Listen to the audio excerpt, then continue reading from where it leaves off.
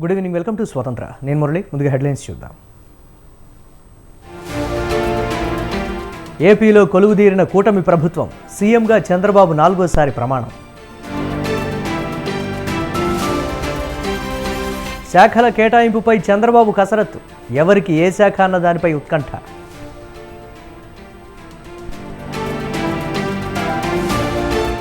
CM Chandrababu, deputy CM Pawan అంటూ సంబోధన. X వేదికగా శుభాకాంక్షలు తెలిపిన అమిత్ షా, చిరంజీవి. రాత్రికి తిరుమలకు చంద్రబాబు, రేపు శ్రీవారిని దర్శించుకోనున్న ఏపీ సీఎం.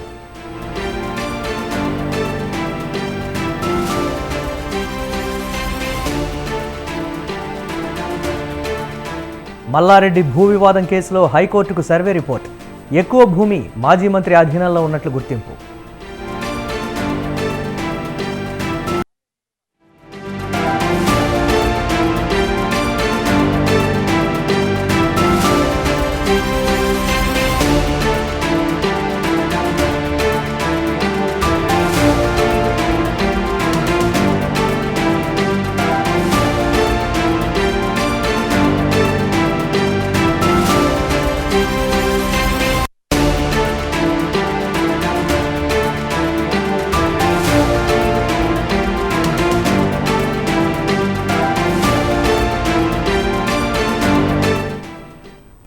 బ్రేక్ న్యూస్ చూస్తున్నాం. కాళేశ్వరం ప్రాజెక్టు అవకతవకలపై కాంగ్రెస్ ప్రభుత్వం చీఫ్ జస్టిస్ చంద్రఘోష్ ఆధ్వర్యంలో కమిషన్ ఏర్పాటు చేసింది. ఈ నేపథ్యంలోనే పలు అంశాలపై కమిషన్ దర్యాప్తు ముమ్మరం చేసింది.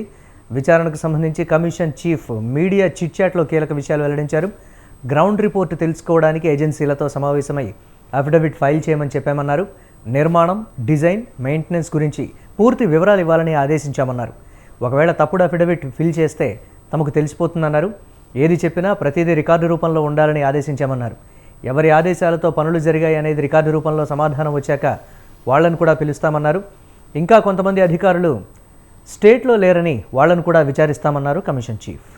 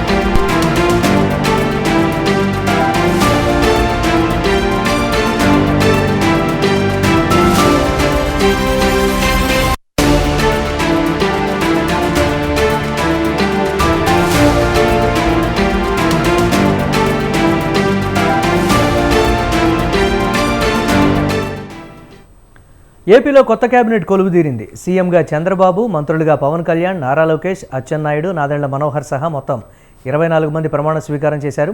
ప్రమాణం అనంతరం చంద్రబాబు ఉండవల్లిలోని తన నివాసానికి చేరుకున్నారు. శాఖల కేటాయింపులపై చంద్రబాబు కసరత్తు చేస్తున్నారు. కూటమిలో ఉన్న జనసేన, బీజేపీకి ఏ శాఖలు కేటాయిస్తారనే దానిపై ఆసక్తి నెలకొంది. జనసేన కీలక శాఖలను ఆశిస్తున్నట్లు తెలుస్తోంది. పవన్ కళ్యాణ్కు డిప్యూటీ సీఎంతో పాటు కీలక శాఖలు కేటాయించనున్నట్లు తెలుస్తోంది. హోం, ఆర్థిక, పట్టణాభివృద్ధి, వ్యవసాయ శాఖలు సీనియర్లకు కేటాయిస్తారనే ప్రచారం జరుగుతోంది.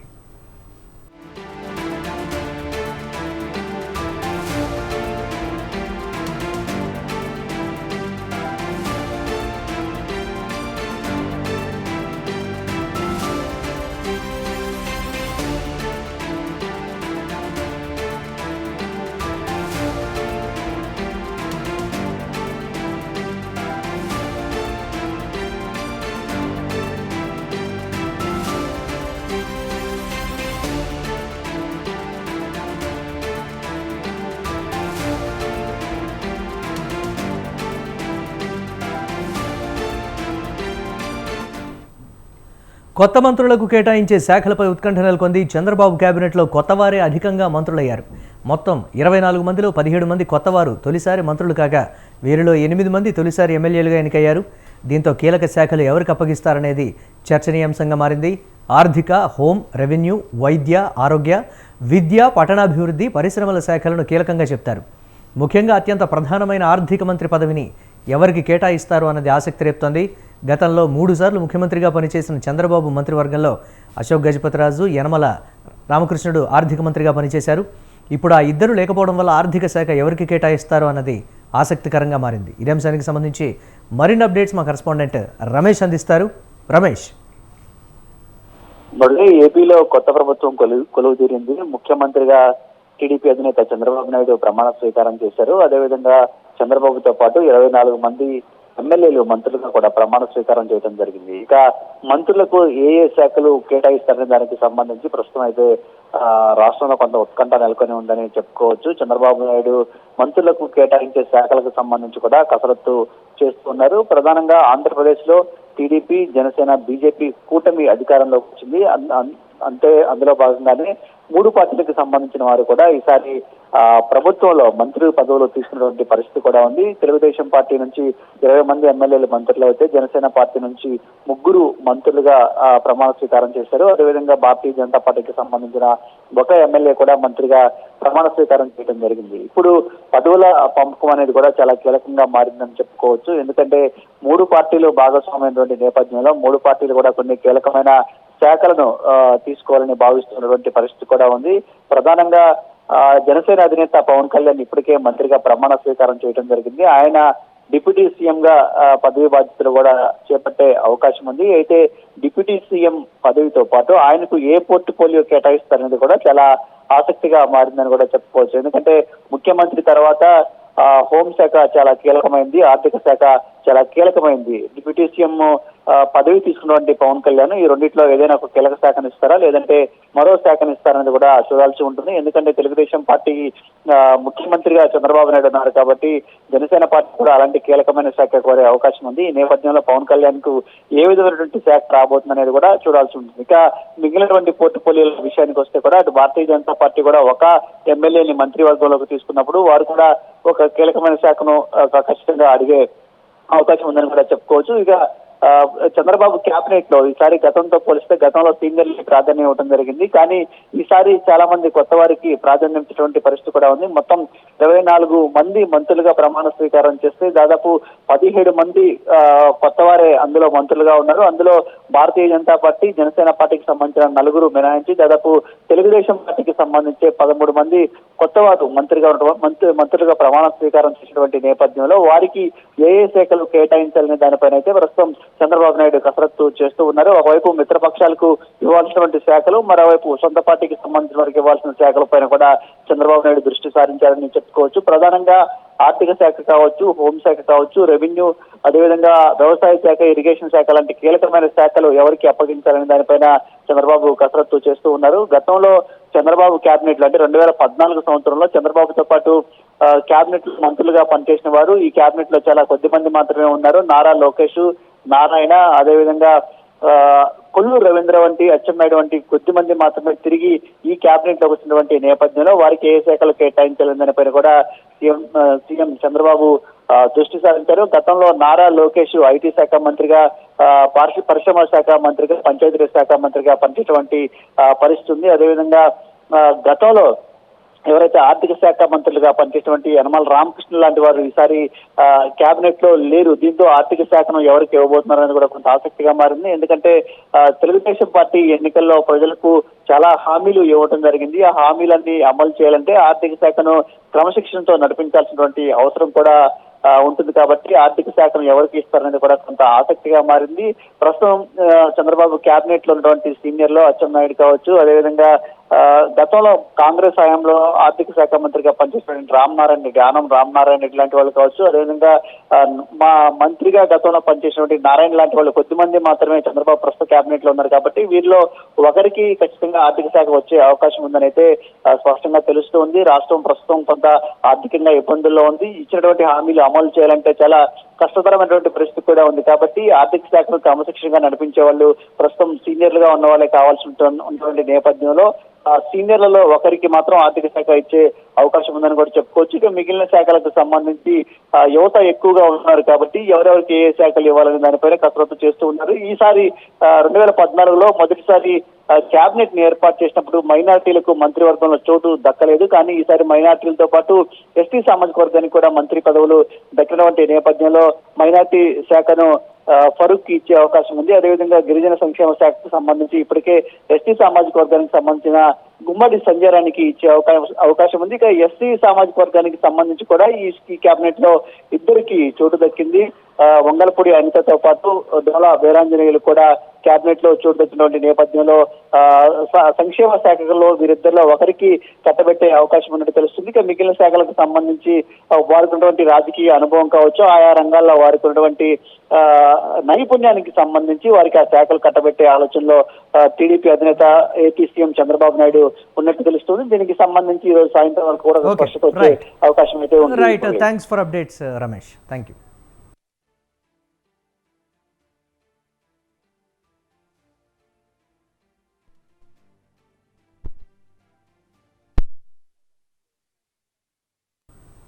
ఒడిశా సీఎం ప్రమాణ స్వీకార కార్యక్రమం జరుగుతుంది. లైవ్ ద్వారా చూద్దాం. प्रकट करी नहीं.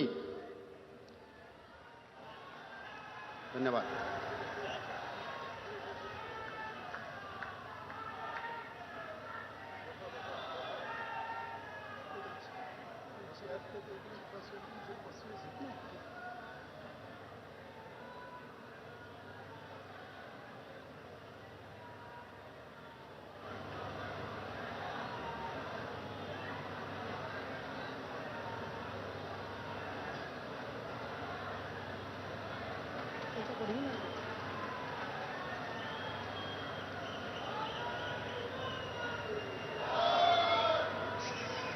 श्रीमान मु निर्वाचित मंत्री मानकर नियुक्ति आदेश पाठ करने निमित्त मु आपनकर अनुमति कामना करुछि.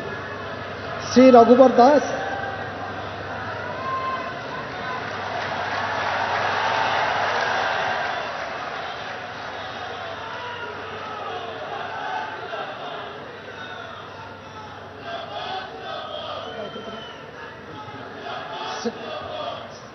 श्रीमान निर्वाचित मंत्री मानकर नियुक्ति आदेश पाठ करने निमित्त मु आपनक अनुमति कामना करुछि.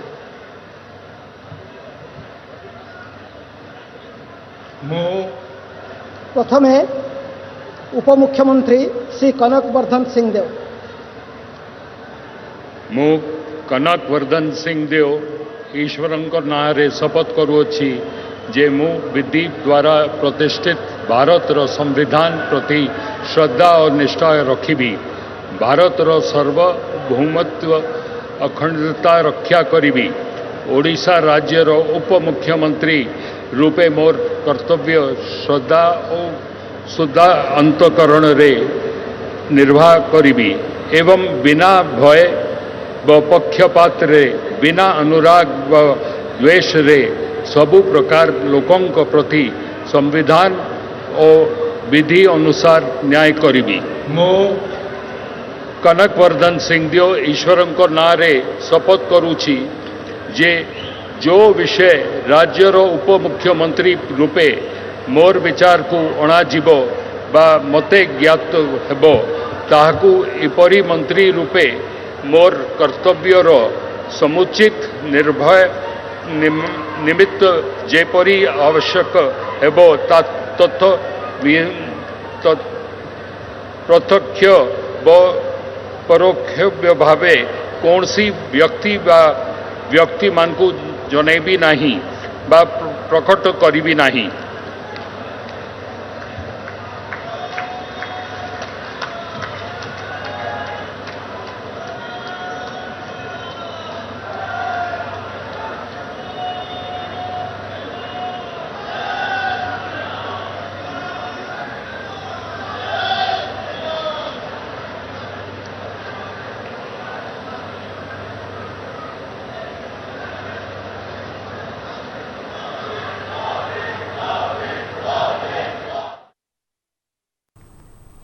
ఏపీ ముఖ్యమంత్రిగా టీడీపీ అధ్యక్షుడు చంద్రబాబు 4వ సారి బాధ్యతలు చేపట్టారు. ఈ కార్యక్రమంలో ఆసక్తికర ఘటన చోటు చేసుకుంది. కార్యక్రమానికి విచ్చేసిన చంద్రబాబు సతీమణి భువనేశ్వర్ వద్దకు ఆమె అన్న నందమూరి బాలకృష్ణ వెళ్లి ఆత్మీయ ఆశీర్వచనం అందించారు. చెల్లిని ఆత్మీయంగా పలకరించి శుభాకాంక్షలు చెప్పారు.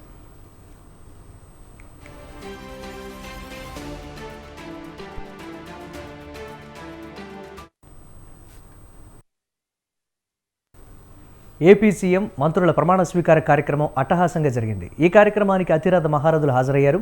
మెగా ఫ్యామిలీ, నారా కుటుంబం సందడి చేశారు. చిరంజీవి, రజనీకాంత్ ప్రత్యేక ఆకర్షణగా నిలిచారు. కార్యక్రమం పూర్తయిన తర్వాత మోదీ మెగా ఫ్యామిలీతో మాట్లాడటం ఆకట్టుకుంది.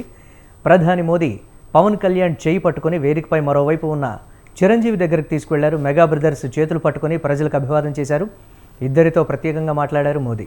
ఇదే సమయంలో తమ్ముడిని చూసి చిరంజీవి సంతోషానికి అవధులు లేకుండా పోయింది.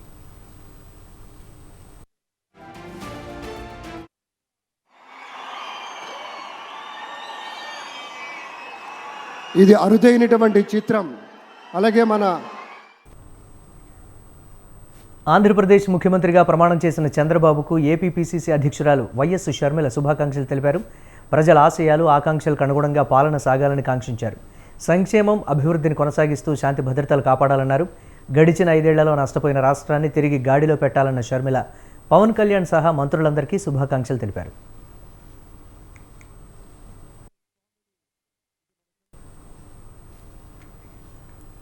ఏపీలో టీడీపీ దాడులపై రాష్ట్రపతికి వైసీపీ కంప్లైంట్ చేసింది. ఏపీలో శాంతి భద్రతలను పరిరక్షించాలని రాష్ట్రపతిని కోరినట్లు వైసీపీ ఎంపీ విజయసాయిరెడ్డి తెలిపారు. ఏపీలో ప్రజాస్వామ్యం ప్రమాదంలో పడిందన్నారు. వారం రోజులుగా టీడీపీ శ్రేణులు దాడులకు తెగబడుతున్నాయన్నారు. రాష్ట్రంలో అన్యాయమే రాజ్యమేలుతోందన్నారు విజయసాయిరెడ్డి. ఇది చీకటి అధ్యాయంగా చరిత్రలో మిగిలిపోతుందని, టీడీపీ దాడులు సభ్య సమాజం తలదించుకునేలా ఉన్నాయని ఆగ్రహం వ్యక్తం చేశారు. అత్యంత భయానకమైనటువంటి వాతావరణంలో ఈరోజు చంద్రబాబు నాయుడు ప్రమాణ స్వీకారానికి ముందే నెట్టడం జరిగింది.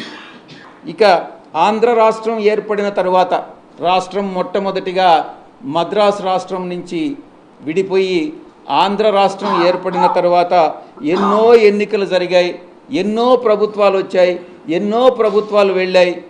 కానీ ఈ విధంగా ఎన్నడూ లేని విధంగా ఎన్నికల తర్వాత హింస చెలరేగడం అన్నటువంటిది ఈ యొక్క చంద్రబాబు నాయుడే నాంది పలికాడు అన్నటువంటి విషయాన్ని నేను మీకు తెలియజేస్తా ఉన్నా. ఎన్నికల కోడ్ వచ్చిన తర్వాత వైఎస్ఆర్ కాంగ్రెస్ పార్టీయే లక్ష్యంగా, పార్టీ శ్రేణులే లక్ష్యంగా కొనసాగినటువంటి దాడులు ఎన్నికల ఫలితాల తర్వాత కూడా కొనసాగాయన్నటువంటి విషయం మీ అందరికీ కూడా తెలుసు. రాష్ట్రాన్ని అత్యంత భయానకమైనటువంటి వాతావరణంలో ఈరోజు చంద్రబాబు నాయుడు ప్రమాణ స్వీకారానికి ముందే నెట్టడం జరిగింది. వారం రోజులుగా తెలుగుదేశం పార్టీ చేస్తున్నటువంటి దాడులు, అత్యంత భయానకమైనటువంటి పరిస్థితులు ఆంధ్ర రాష్ట్రంలో నెలకొన్నటువంటి సంగతి ప్రతి ఒక్కరికి కూడా తెలుసు.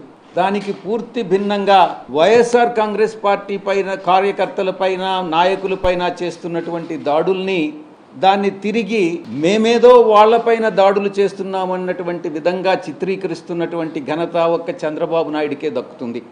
ఈ రకంగా వక్రీకరించేటటువంటి బుద్ధి ఒక్క చంద్రబాబు నాయుడికి, ఆయన పార్టీ నాయకులకు మాత్రమే ఉందన్నటువంటి విషయం అందరూ కూడా గమనిస్తూ ఉన్నారు. ఈరోజు చంద్రబాబు నాయుడు గారి పరిపాలన ఒక ఆటవిక పరిపాలన అన్నటువంటి విషయంగా మనం అభివర్ణించవచ్చు. తెలుగుదేశం పార్టీ నాయకులు, కార్యకర్తలు, మా కార్యకర్తల పైన చేస్తున్నటువంటి, నాయకుల పైన చేస్తున్నటువంటి దాడుల్ని మీకు చూపించడం జరుగుతుంది. చట్టం లేదు, స్వేచ్ఛ లేదు, న్యాయం లేదు, అన్యాయమే రాజ్యమేలుతుంది. ఈ ప్రమాణ స్వీకారానికి ముందే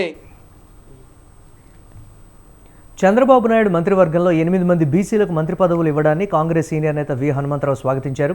చంద్రబాబు యూత్ కాంగ్రెస్ నుంచి అంచెలంచెలుగా ఎదిగాడని అన్నారు. అలాంటి వ్యక్తి 4 సార్లు ముఖ్యమంత్రి కావడం గర్వంగా ఉందన్నారు. కులగణనకు ఎన్డీఏలో భాగస్వాములుగా ఉన్న నితీష్ కుమార్, చంద్రబాబు నాయుడు చొరవ చూపాలన్నారు. దేశంలో కులగణన జరగాలి. ఎందుకంటే గతంలో రాజ్నాథ్ సింగ్ హిమ్సెల్ఫే చెప్పాడు 2008లో కులగణన చేస్తా అన్నాడు, చేయలేదు. సరేనా, తప్పనిసరిగా కులగణన జరగాలి. దానికి సరిగ్గా ఉన్న జనాభా ప్రకారంగా వాళ్ళది ఒక సెపరేట్ మినిస్ట్రీ ఉండాలి. అదే విధంగా వారికి సరి అయిన న్యాయం జరగాలంటే కులగణన జరుగుతూనే జరుగుతుంది. దీనికి చంద్రబాబు నాయుడు గారు తప్పనిసరిగా ప్రయత్నం చేయాలని కోరుతున్నా. చంద్రబాబు నాయుడు యువజన ఎన్ఎస్ఐలోకి వెళ్ళి యూత్ కాంగ్రెస్ నుంచి అంచెలంచెలుగా 4వసారి ముఖ్యమంత్రి కావడం, తప్పనిసరిగా బడుగు బలహీన వర్గాల గురించి న్యాయం చేయాలని గర్వపడుతున్నాను నేను. ఎందుకంటే యువజన కాంగ్రెస్ నుంచి వచ్చిన వ్యక్తి 4వసారి ముఖ్యమంత్రి కావడం నా ఉదయపూర్వక ధన్యవాదాలు.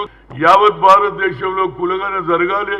ఎందుకంటే గతంలో రాజ్నాథ్ సింగ్ హిమ్సెల్ఫే చెప్పాడు 2008లో కులగన చేస్తా అన్నాడు, చేయలే. సరేనా, తప్పనిసరిగా కులగన జరగాలి. జీహెచ్ఎంసీ అధికారులపై సీరియస్ అయ్యారు మంత్రి పొన్నం ప్రభాకర్. గ్రేటర్ హైదరాబాద్ పరిధిలో వర్షాకాలం సందర్భంగా తీసుకున్న జాగ్రత్తల గురించి జీహెచ్ఎంసీ వాటర్ బోర్డు అధికారులను అడిగి తెలుసుకున్నారు. పవర్ పాయింట్ ప్రజెంటేషన్ ద్వారా వర్షాకాలం ప్లాన్ను అధికారులు మంత్రికి తెలిపారు. వర్షాకాలంలో తీసుకోవాల్సిన ముందస్తు చర్యలపై అధికారుల సమాధానం సంతృప్తిగా లేదని అసహనం వ్యక్తం చేశారు.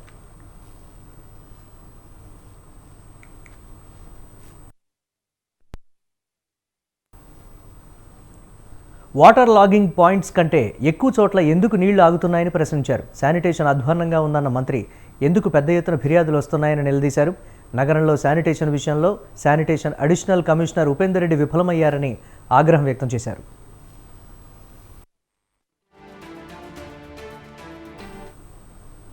సాయంత్రం పీక్ అవర్స్లో ట్రాఫిక్ పోలీసులు తప్పనిసరిగా ఫీల్డ్ మీదే ఉండాలని చెప్పారు పొన్నం. అధికారుల దృష్టికి వచ్చిన ఫిర్యాదులపై స్పందించి వెంటనే చర్యలు తీసుకోవాలన్నారు. వర్షాకాలంలో ప్రజలకు ఎలాంటి ఇబ్బందులు తలెత్తకుండా ముందస్తు చర్యలు చేపట్టాలన్నారు. రాబోయే వర్షాకాలంలో హైదరాబాద్ నగర ప్రజలకు ఎక్కడ కూడా ఇబ్బంది కలగద్దు. నీటి నిల్వ ద్వారా కావచ్చు, కాలువ లోపల, కాలనీ లోపల గతంలో జరిగినటువంటి పరిణామాల వల్ల జరిగినటువంటి ఇబ్బందులు రాకుండా ఉండే విధంగా అనేక ముందస్తు చర్యలు తీసుకున్నాం. కొన్ని కార్యక్రమాలు జరిగినాయి, జరుగుతా ఉన్నాయి, జరగాల్సినవి ఉన్నాయి. ఇప్పుడు ఉన్నటువంటి 4 జోన్లుగా మేనేజ్మెంట్, శానిటేషన్ సంబంధించినటువంటి ఈ యొక్క waste management, waste salad management కి సంబంధించి అందులో రకరకాలుగా అంటే పికప్ పాయింట్ నుంచి ట్రాన్స్పోర్టేషన్, దాని తర్వాత రీజనరేట్ చేయడానికి సంబంధించి అనేక స్టేజెస్ కూడా రివ్యూ చేయడం జరిగింది. దాన్ని కూడా ప్యూరిఫై చేసి పబ్లిక్ శానిటేషన్ పరంగా కూడా ఇబ్బంది లేకుండా ఉండాలని. సీజన్ చేంజ్ అయింది కాబట్టి సీజన్ చేంజ్ లో కూడా ఆరోగ్యానికి సంబంధించిన విషయంలో ప్రజలను అప్రమత్తం చేయడమే కాకుండా మలేరియా ఇతరత్ర అనేకమైనటువంటి అంశాలు రాకుండా ఉండే విధంగా ఎక్కడెక్కడైతే ఖాళీ స్థలాల్లో నీటి విలువలు ఉంటాయో మేము హైదరాబాద్ లో ఉన్నటువంటి ఖాళీ స్థలాల యాజమాన్యాలను కోరుతా ఉన్నాం. మేము ఈ స్థలాల్లో నీళ్లు నిల్వ లేకుండా చూసుకోండి. ముఖ్యమంత్రి గారి ఆదేశాల మేరకు రాబోయే వర్షాకాలంలో హైదరాబాద్ నగర ప్రజలకు ఎక్కడ కూడా ఇబ్బంది కలగద్దు. నీటి నిల్వ ద్వారా కావచ్చు, కాలువ లోపల, కాలనీ లోపల గతంలో జరిగినటువంటి పరిణామాల వల్ల జరిగినటువంటి ఇబ్బందులు రాకుండా ఉండే విధంగా అనేక ముందస్తు చర్యలు తీసుకున్నాం. కొన్ని కార్యక్రమాలు జరిగినాయి, జరుగుతా ఉన్నాయి, జరగాల్సినవి ఉన్నాయి. ఇప్పుడు ఉన్నటువంటి 4 జోన్లుగా మేనేజ్మెంట్. సైబర్ నేరాలకు అడ్డు అదుపు లేకుండా పోతోంది. పోలీస్ శాఖ కూడా వారి వలలో చిక్కిందంటే సైబర్ నేరగాళ్లు ఎంత కేటుగాళ్లో ఇట్టే అర్థమైపోతుంది. ఖాకీలనే బురుడి కొట్టి డేటాను దొంగిలించిన ఘటన తీవ్ర కలకలం రేపింది. అయితే ఎట్టకేలకు హ్యాకర్ను అరెస్టు చేసి కటకటాలకు తరలించింది తెలంగాణ పోలీసు యంత్రాంగం. ఇంతకీ ఎవరా కేటుగాడు? పోలీసులకు ఎలా చిక్కాడు?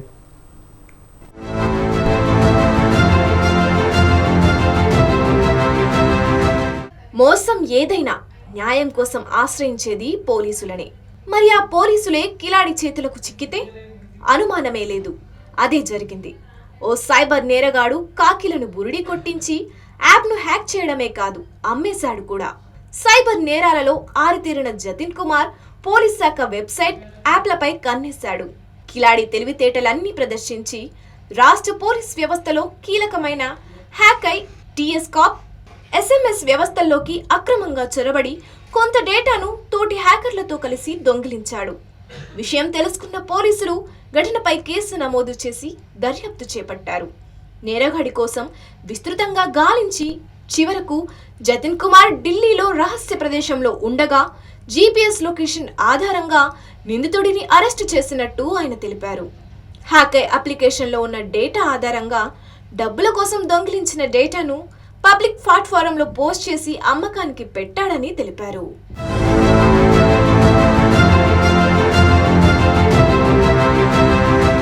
సైబర్ నేరగాడు జతిన్ కుమార్ పై ఢిల్లీలో చాలా కేసులు ఉన్నట్టు తెలంగాణ పోలీసులు గుర్తించారు. గత ఏడాది నిందితుడు ఆధార్ కార్డులకు సంబంధించి డేటా, ఇతర ఏజెన్సీలకు సంబంధించిన సమాచారం లీక్ చేశారని వారు తెలిపారు. న్యూఢిల్లీలోని special cell Dwarka police station ద్వారా పలు సెక్షన్ల కింద ఇదివరకు జతిన్ కుమార్ను పోలీసులు అరెస్టు చేశారని, ఈ కేసులో ప్రమేయం ఉన్న అదనపు సహచరులను గుర్తించే ప్రయత్నాలతో విచారణ కొనసాగుతోందని వెల్లడించారు. ఇకపోతే ఏ వినియోగదారుడికి సంబంధించిన సున్నితమైన ఆర్థిక డేటా లీక్ కాలేదని తెలిపారు DGP Ravi Gupta. Hawk Eye mobile application data రిపోజిటరీలో భాగంగా మొబైల్ నంబర్లు, చిరునామాలు, ఈమెయిల్ ఐడీల వంటి వినియోగదారు సమాచారాన్ని మాత్రమే కలిగి ఉంటుందని, ప్రాథమికంగా బలహీనమైన పాస్వర్డ్ కారణంగా చొరబాటుదారుడు నివేదికను రూపొందించడం ద్వారా హ్యాక్ ఐ డేటాలోని నిర్దిష్ట విభాగాలకు యాక్సెస్ పొంది ఉండవచ్చని అనుమానం వ్యక్తం చేశారు.